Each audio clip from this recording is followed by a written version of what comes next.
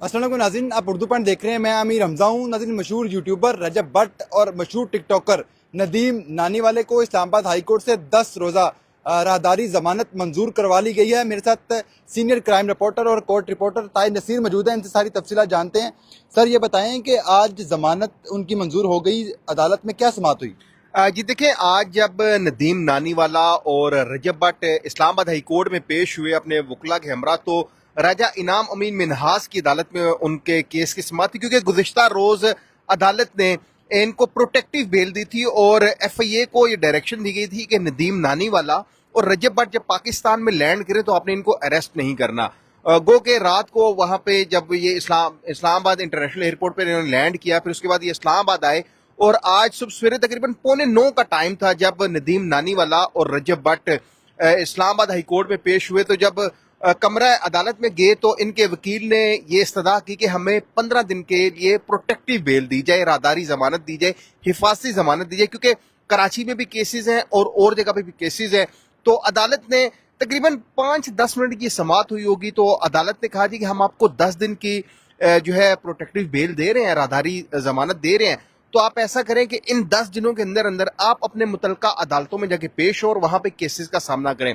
उसके बाद नदीम नानीवाला और रजब भट्ट उनसे जब सवालात हुए जी कि आप इस्लामाबाद हाई कोर्ट के अंदर एक बगैर नंबर प्लेट की गाड़ी की में आए, तो उस वक्त में जो रजब भट्ट था उसने हाथ जोड़ लिए और वो कुछ बोले नहीं।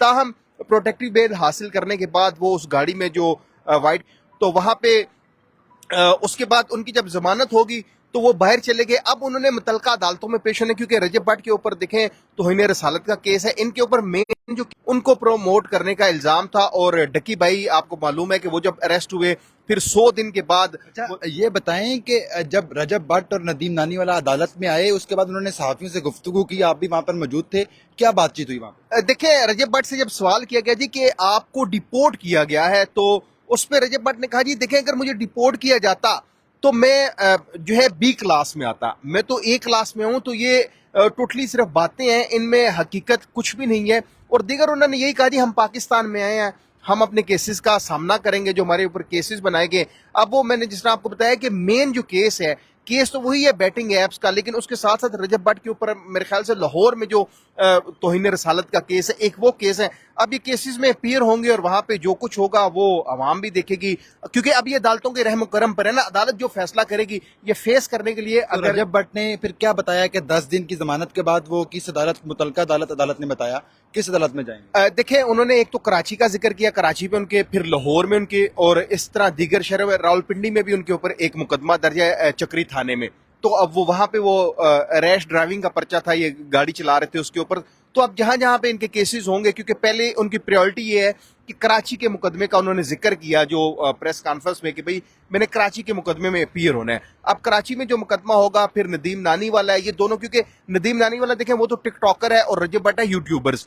तो अब ये जो क्योंकि केसेस अब कितने हैं ये तो उन्होंने कुछ बताया नहीं, अलबत्ता कराची का जिक्र उन्होंने जरूर किया कि मैंने कराची के मुकदमे में अपीयर होना है। अब कराची के बाद फिर लाहौर है, लाहौर के बाद फिर रावलपिंडी है, और फिर अगर खुदा ना खासा 2-4 और पर्चे निकल आए तो उसका मैं कुछ कह नहीं सकता। तो रजब भट्ट ने प्रेस कॉन्फ्रेंस में जब सहाफियों से गुफ्तगू की तो ये इस तरह के कोई तफसीलात तो नहीं बताई कि इस सारे प्रोसेस में उनको किसी मुश्किल का सामना करना पड़ा हो? नहीं, ऐसा ही तो देखें, मुश्किलात जो मेन अमीर हमजा बेसिक जो मुश्किल होती है ना, वो जब आप बाहर से इस्लामाबाद एयरपोर्ट पे लैंड करते हैं ना, तो आपको खौफ होता है कि आपको FIA अरेस्ट ना कर ले। देखिए, मेन उनकी जो खौफ था वो यही था कि FIA ने हमें गिरफ्तार करना है। उससे उन्होंने इस्लामाबाद हाई कोर्ट से उनको रिलीफ मिल गया था, प्रोटेक्टिव बेल मिल गई थी। तो बाकी तो उन्होंने ऐसा कुछ नहीं कहा कि भाई उनको कोई मुश्किल, क्योंकि जो पाकिस्तान में सरकमस्टांसिस थे वो सरकमस्टांसिस देखते हुए वो बाहर भाग गए थे। अब जब डकी भाई ने अपने लब कुशाई की तो उसके बाद वो वापस आ गए और अब केसेस का सामना करेंगे। केस सच्चे हैं या झूठे हैं ये अदालतों ने डिसाइड करना है। बहुत शुक्रिया। बिल्कुल नाज़रीन, ये थे सीनियर सहाफ़ी ताई नसीर, जिनसे आपने इस केस के मुतालिक